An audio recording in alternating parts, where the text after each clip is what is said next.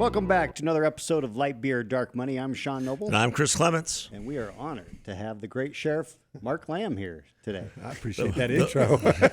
Great. The biggest, baddest sheriff west of the Pecos. Well, you think about Arizona history over the last 30 or 40 years. We've had some really good sheriffs from all over the state. You had Sheriff Mack from Graham County years ago. You had Sheriff Arpaio, who was great for a while.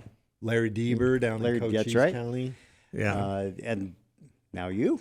And I got to tell you, we have some really great sheriffs still. I mean, there's some guys that are doing some great things. And you got Dave Rhodes in Yavapai, Daniels, Wilmot. I mean, the list goes on. Klaus up in Navajo. So it's a good list of sheriffs. Yeah.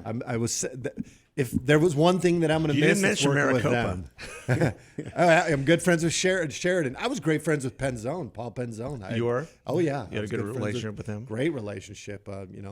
Not to bring the mood down, but when I lost my kids, it was Paul Penzone and my guys that showed up to my house to deliver the message. And it was Sheriff Penzone who was probably the most stayed with, checked in on me, did all those things. And so we developed a really close friend. We already had one, but we developed an even closer relationship. That's awesome. Well, I imagine, just the community of sheriffs is pretty close, regardless of party or philosophy. It's just you deal with a lot of the same stuff all the time. We're all in the same foxholes. Yeah, no kidding. Yeah. Well, sheriffs is a really good example of, because they are partisan offices when you run for them.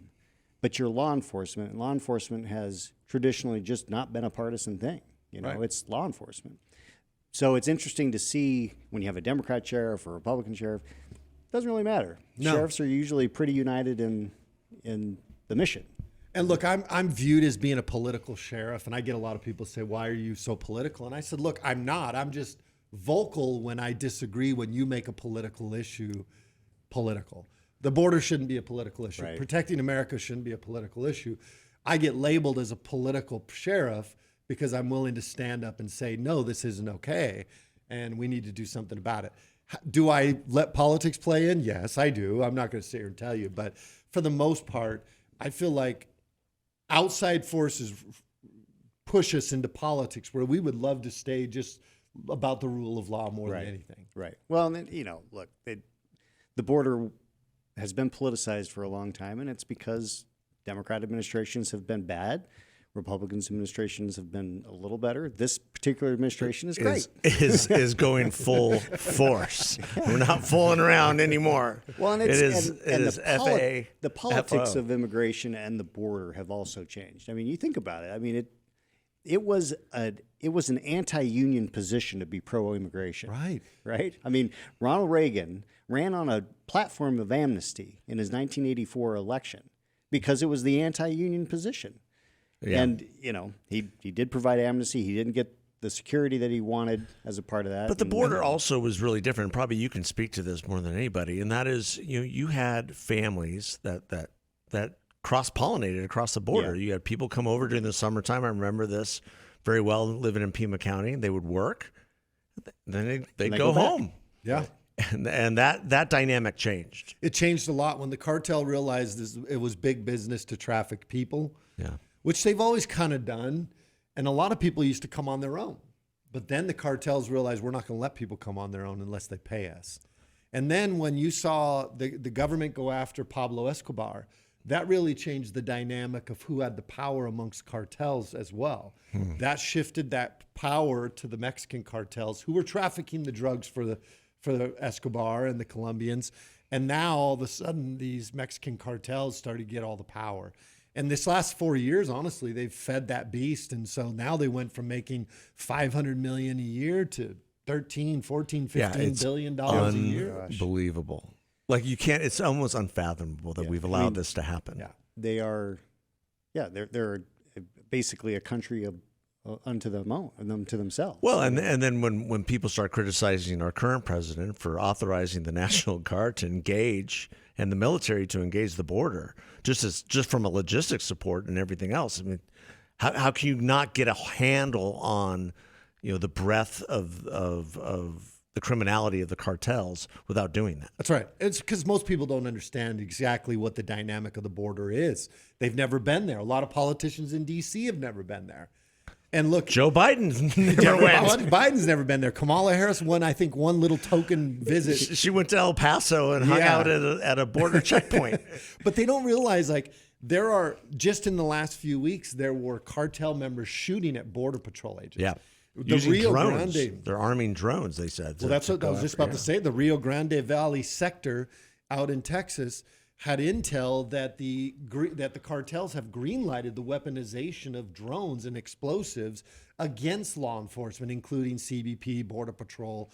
So how do you not put the military down there? And frankly, neither the Border Patrol nor local law enforcement have the weaponry to be able to go head to head with the cartels. Yeah. And so you need the military there to gain control of the border and allow Border Patrol agents to do their job. I saw that they're now in Texas, they are actually giving the military guys the authority to make those arrests. Yes. They still need somebody present from Border Patrol. It's much like when I deputize Border Patrol agents to actually do traffic stops within the state. Without that, they wouldn't have the ability to do those traffic stops in the state. Interesting.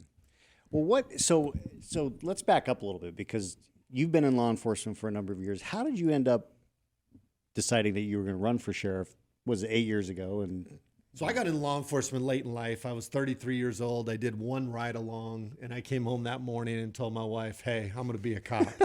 6 months later, I was in the academy and on my way to being a police officer. I was already a little bit older and I'd run my own businesses. So I realized a couple things quickly. There wasn't great leadership in law enforcement. There was a lot of supervisors, but I didn't see a lot of great leaders. And the other thing was, it was under the Obama administration. And I was watching as there was a strong effort to undermine the rule of law in his policies and the things that he said and did. It really was tearing away at the fabric of the trust that the public had in law enforcement. And so instead of being the guy that just complained about it, I said, what can I do about it? Well, you know what? I'm going to run for sheriff. And so I moved to Pinal. I already lived in Pinal County, but I went to the Pinal County Sheriff's Office with the intention of running for sheriff for those two major reasons. One, I wanted to be a part of the solution as opposed to just complaining about it. And two, I hope to be able to instill good leadership in a profession that I thought needed examples of good leadership. So. That's great reasons. I mean, and you won your first race, then handily your second race, right? Were you even opposed? There was somebody in the beginning, but they didn't make it on the ballot, and so. But they get in just to bloody you up. They knock you around, give you a black eye, but they know they're not going to win. That's politics. They just try to rough you up a little bit along the way. So, I mean, after becoming sheriff, how did you become this conservative sort of icon for law and order? How did that happen? I wasn't afraid to keep. I wasn't afraid to. I mean, let's just put it into context. You're from Pinal County, right? Okay. I mean, it's place most people haven't heard of. Yeah. I mean, if you're driving to Tucson, you sort of look over and go, oh, there's Casa Grande, and that's right. Stop at In-N-Out Burger and maybe get some gas. But most people don't even know where Pinal County is. We probably have most people in Arizona don't know where it is. That's right, and we probably have more YouTube followers than any law enforcement agency. Oh, and your YouTube stops are unbelievable. We've won a couple Emmys. We also are behind the FBI. There is nobody that has more Facebook followers than the Pinal County Sheriff's Office. We passed up NYPD.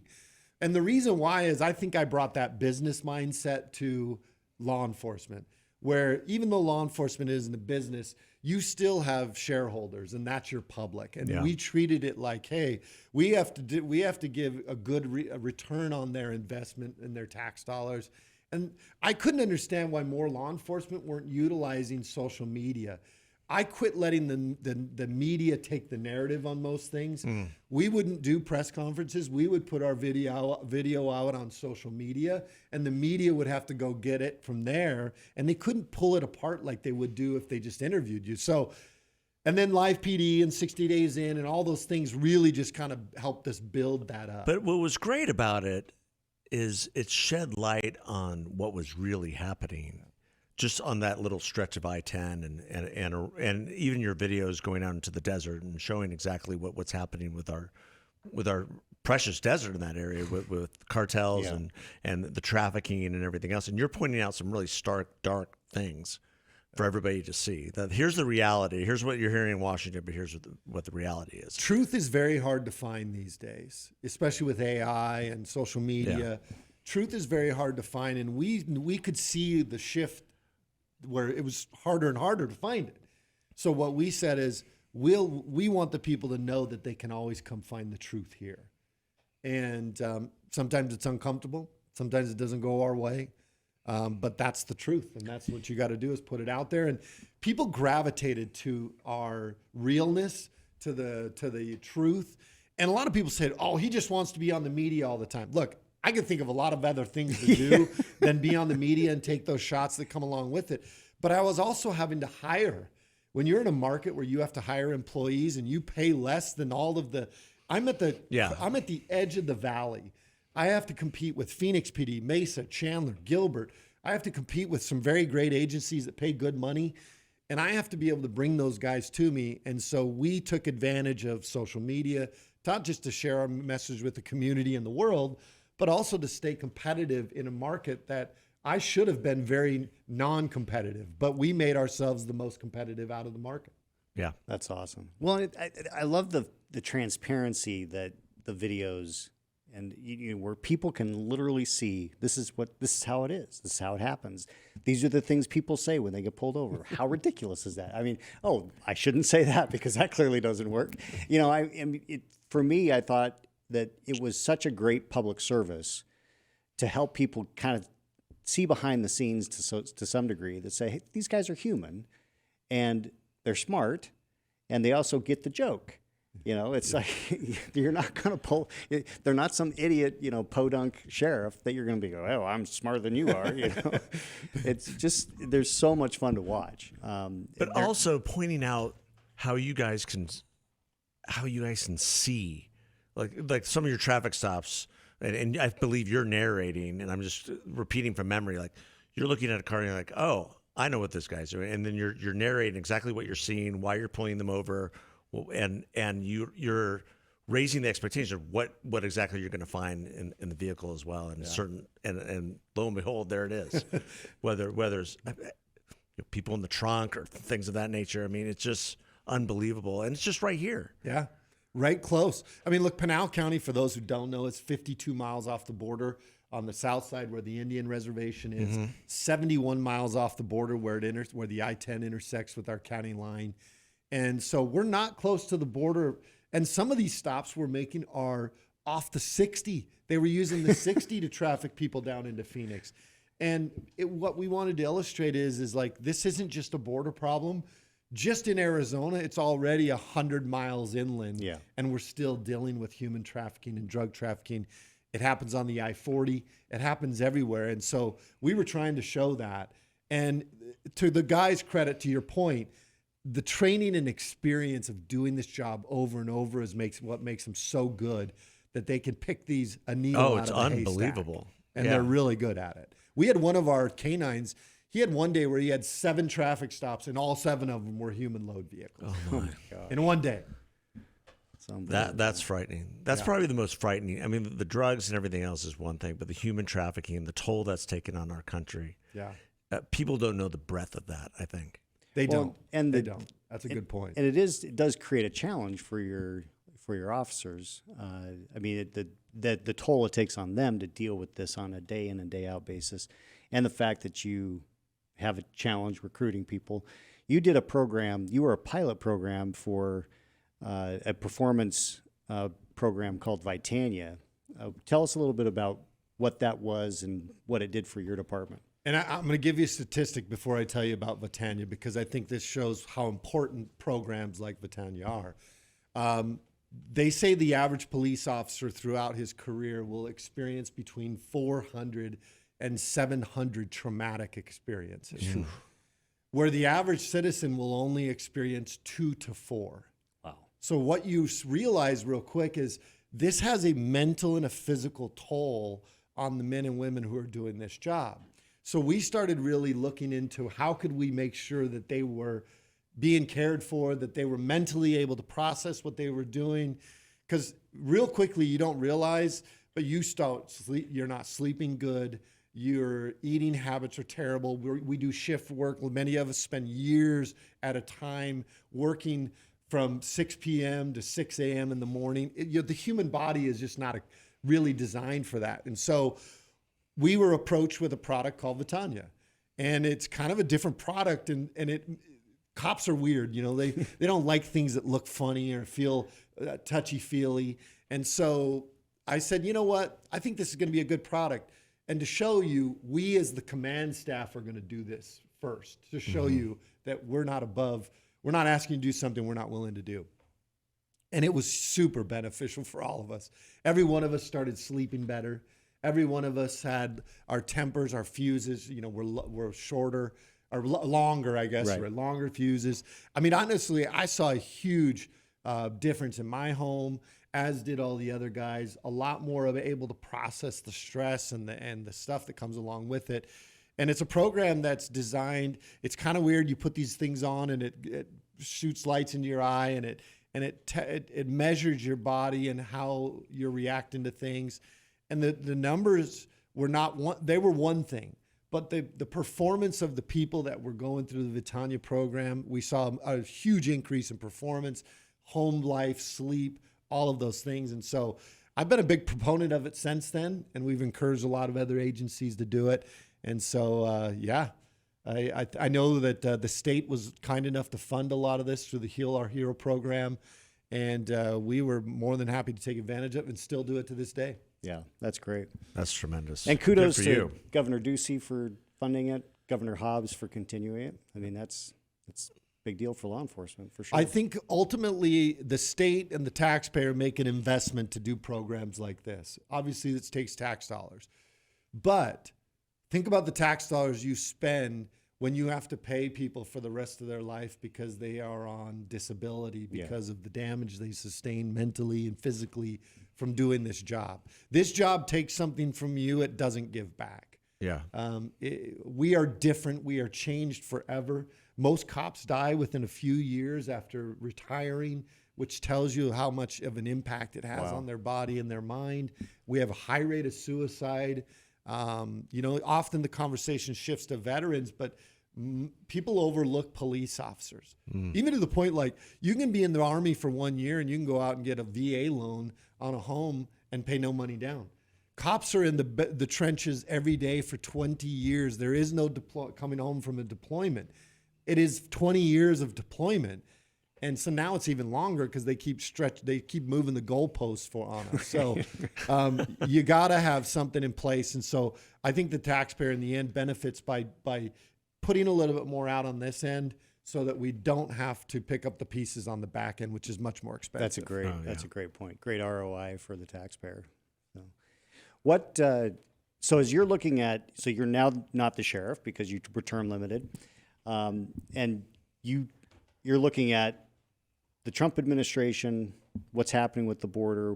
What are your initial takeaways and what do you hope to see over the next few months? Well, I love the initial takeaway because messaging matters. The problem with the last administrations is their messaging was weak, confusing, and frankly, outright, come on in.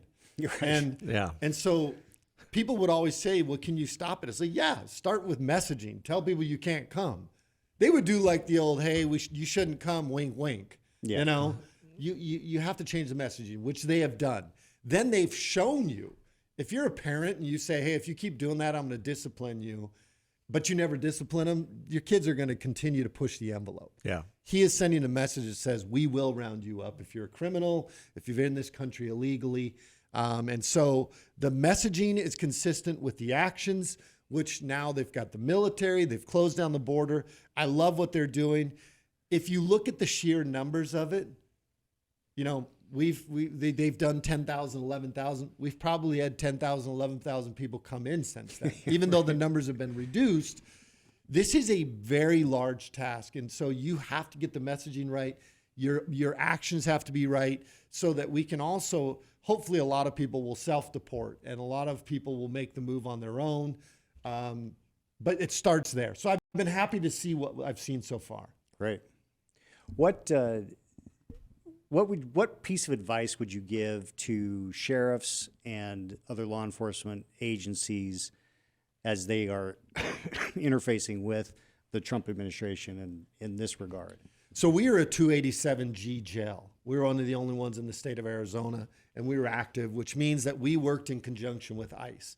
So if somebody committed a crime, DUI, assault, murder, any of those state crimes, they would come to jail. We would process them. We had guys that were trained and authorized by ICE. They would then determine, hey, this looks like they're here illegally. We would notify ICE. Then ICE would come back and say, yes, they're here illegally. And then ICE would put a detainer on them. It was very different under the Trump administration. The first time, they would actually come pick those people up when they finished their time and remove them, majority of them. This last administration, we were still 287G, but they would never come pick them up. But I do encourage guys, the 287G, it's safest for our communities and for law enforcement to be able to pick these people up right out of the jail. We shouldn't have to go track them down on the street again, which is what a lot of these sanctuary cities are encouraging there. And by the way, I think that is actually federally, I think it's against the law to continue to say you're not going to work, that you're going to shield. Title 8, USC 1324 says you cannot harbor, conceal, or shield somebody who you know is in the country illegally. And when you have these elected officials doing that, I think you could make a very, very, very strong case that they are violating federal law. Well, what Tom Holman has said, and I think this is probably correct, and you've probably seen this in the work that you've done, is that then ICE goes into a community and they're looking for several individuals or a couple, or one specific individuals, and they burst into a home or to an apartment and they round up everyone. You have to.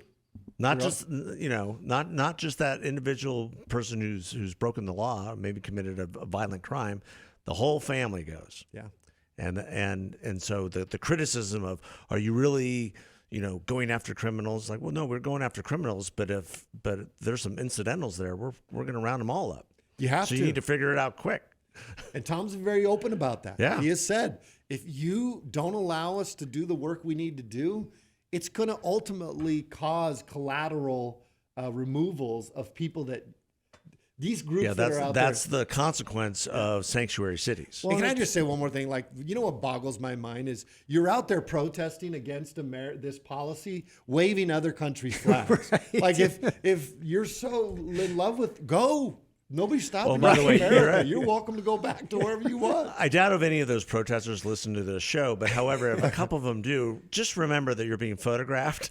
Yes. And they all know who you are and they know where you live. And so if you're illegal, buckle up, Buttercup. You're going to make it really easy for them to round you up if you're out there. If you're so outraged about being deported, then wave an American flag. Say, I want to stay. Yeah. I want to stay. I will tell you, having experience with Antifa and COVID and all of these other things, these are almost mostly paid actors. Oh, of course. The majority of these people are being paid by some dark money. Yep. Probably given a light beer at the end of it. Giving some dark money. They're being given Corona. See what I did for you? Your Corona tariffs are going nice up. And we're going to pay light you beer, that. dark money, to go out and cause trouble. Like chaos, there's money in chaos, and there's people that are profiteers off of chaos and don't think they're above, and they're not. Like we know they pay these people. And they're paid actors. The average person has too much to do to go out and spend their day out goofing around, rioting and protesting. Most of us have jobs. Yeah. These are people that are students or paid actors have flown in from other places even to come out here and do this. Yeah. So what's your future? Do you have any elected aspirations? Well, I mean, we need to ask him about, the election. About the upcoming election? No, the one he just had. Yeah. Well, I mean, if you want to talk about it, as you know, we were very supportive. Thank you. I was surprised that I lost as bad as I did. I thought when we were going out into the communities, we saw nothing but support. I didn't see support from my opponent. And then the day of, it didn't go our way. I do think there was a lot of people that switched parties to come over and play in a Republican primary. Ultimately, not having the Trump endorsement really hurt. Yeah. That's a tough blow. I don't think he'll make that mistake again.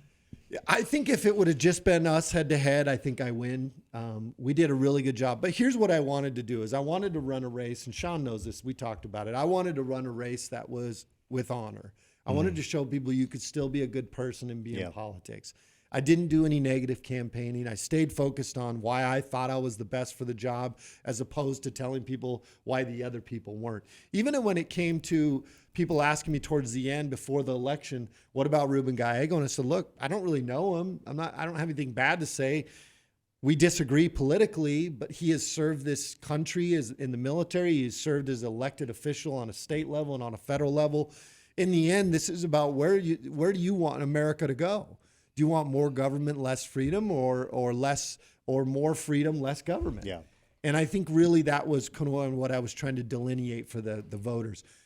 My messaging I thought was strong. It was tough to raise the money. In the end, we had some push from groups that helped us. But in the end, I just think that not enough money, tough to get over the Trump endorsement. The next morning, the pride of being a competitor, there was a little sting. Yeah. By about 10 in the morning, when I was sitting at my pool enjoying the sun, I thought, I'm okay with this. Yeah. I'm okay with this. Well, I mean, there's a lot of people who lose who say, oh, you know what? This wasn't all bad. Teddy Roosevelt was right, though. There's a value being in the arena. Yeah. And sometimes in the political game, and we've preached this to a lot of different candidates over time, that you can win by losing. Yeah.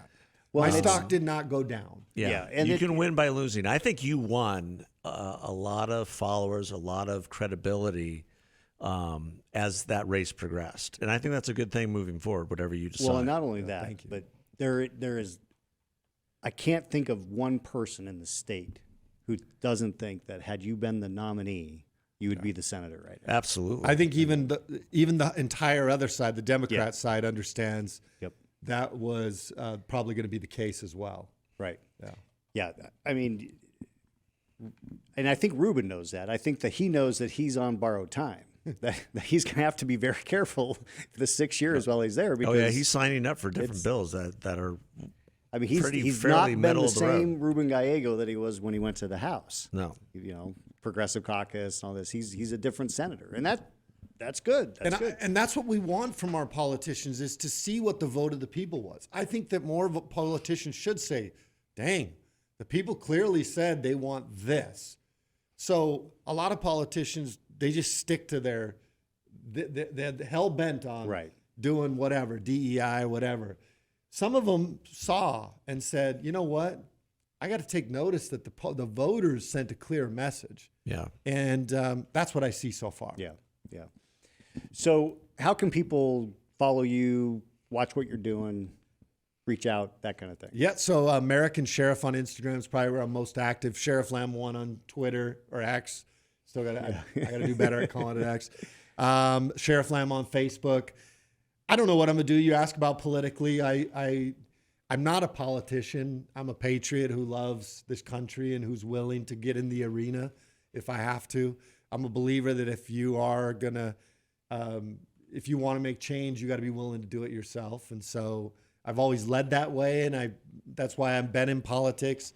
People are trying to, whether it's the congressional seat for Andy Biggs that's now running for governor, people trying to talk me into staying available for lieutenant governor, people trying to talk me into running for Senate or governor. I'll tell you, politics is a rich man's profession, and I am not wealthy. And so I'm trying to make a little money. I'm in business. If I can create some businesses, some income channels that allow me to get back in politics, I would open that door. I have not completely closed it, but just being real with everybody out there, I'm not in a position where I can take a $95,000 salary for governor. That's all that it pays everybody. Yeah. It pays $95,000. It is not worth the headaches. As a sheriff, I made $100,000. I mean, I was probably one of the lower paid employees in my agency. So that's tough. It is a tough thing to be in, and if you're not wealthy, it's tough. This is a random question just came in my head.